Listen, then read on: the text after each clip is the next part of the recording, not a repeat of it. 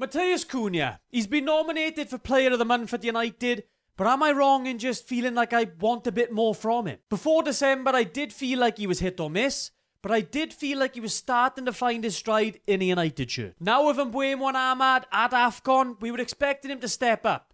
And especially with Fernandes out, we were looking at Cunha to really produce now in the last few games, but I've just been left a little bit disappointed. I thought the Liverpool game was going to be a turning point, as in that game, I felt again that he was really finding his stride.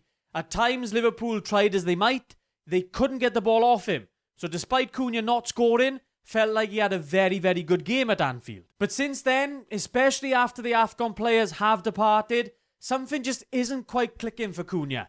And in today's video, I want to explore what that is. As always, guys, drop a like if you enjoy, subscribe if you're new around here, and let's get into it. Right, okay, let's go. Now, Cunha hasn't had a bad start to life by any means, but that £60 million price tag will start to weigh heavy soon enough. And with just 3 goals and 1 assist in 16 games so far, his pressure in the United shirt is just going to grow and grow. We knew his main strength was that carrying ability, and that's held up, completing the most dribbles per 90 of any United player this season. Many questioned whether Cunha's work rate would hold up for United, whether that was good enough. We all saw the walking stats from last season, and we questioned whether his defending would let us down. But to his credit, so far, I don't see that being an issue. He's got the most possessions won in the final third per 90 out of any United player, and even when he's asked to track back as a left winger recently, it may be somewhat reluctant, but he is doing it. It might be affecting the running that he's doing on the offensive side of things, but I'll talk a bit more about that later on. But in the grand scheme of things, you're looking at it, the dribbling from him is holding up, the defensive side of things is decent enough.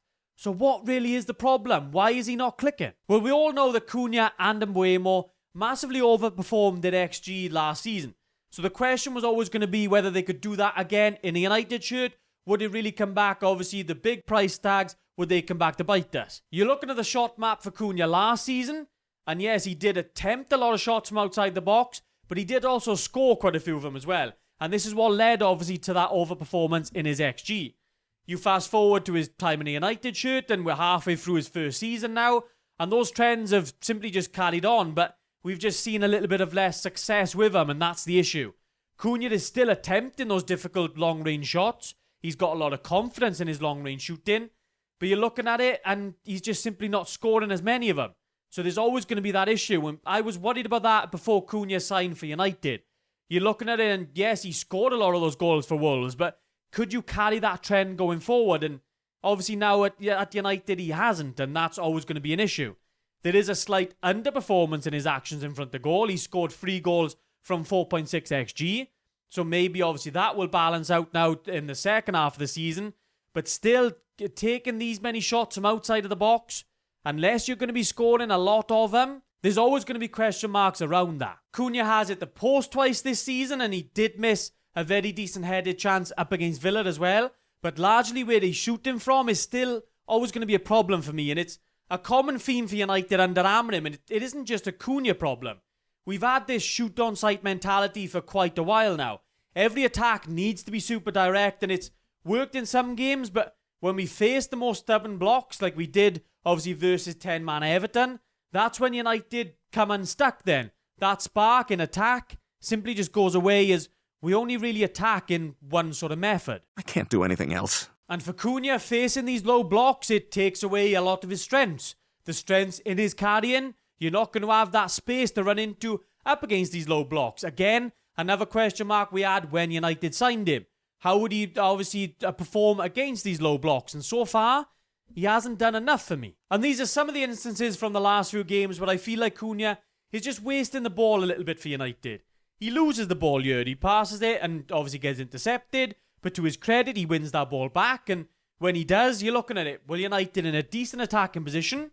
United have 4 players making runs for him. Can you pick one of them out? Can you get a really dangerous opportunity going? Instead, he's only got one thing on his mind. From that distance that he's at, it's going to take a lot to beat the Villa goalkeeper in Martinez. So this time around, he shoots, goes straight to Martinez. Very comfortable save. United, obviously, that dangerous attack then is largely gone. And it didn't get much better in that second half when you're looking at it. Fernandes goes off injured and you're looking at Cunha, right? You're going to be the spark for United now. but he just didn't really provide it. He did miss that very good headed chance, but these instances like this for United, as Dogu picks him out, and you're looking at it again now. You've got decent numbers in there for United. Cunha, can you really give us something? And instead then he decides to shoot again, ball goes wide, and it's in these instances where if the ball goes in, great, you get a goal. But obviously you're not going to question it too much then.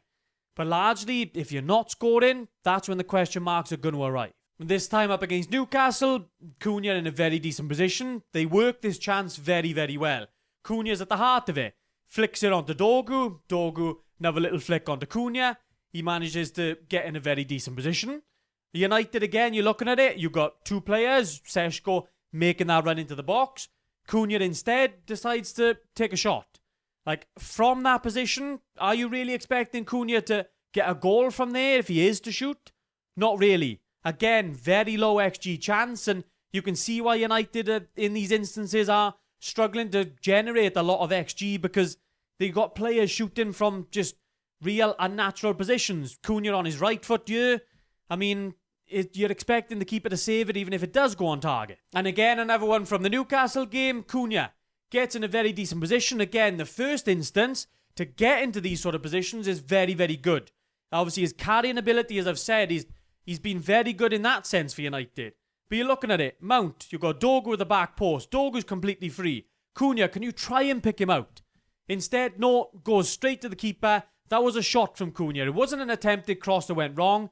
Cunha had one thing in his mind, and that was to get a shot off. Straight to the goalkeeper. Newcastle out of danger in this instance. United obviously do end up getting the goal from the throw-in this instance. But Cunha, largely, we're not getting enough from it. And the other problem for me, other than that sort of shoot-on-sight mentality, is Cunha's lack of instinct to get into real dangerous areas. Here up against Wolves, Seshko does very, very well. But you're looking at it, Cunha and Xerxes, as I've said, it's not just Cunha, Xerxes in this instance as well. Are you really busting a gut to get in that box and support Seshko? You got Ugarte here, and watch what happens as I run it on. Seshko obviously doesn't end up getting his head up, he ends up taking a shot. But you look at the final positions of these players. Cunha, Xerxes didn't do anywhere near enough to get in a decent enough position. You're looking at Ugarte.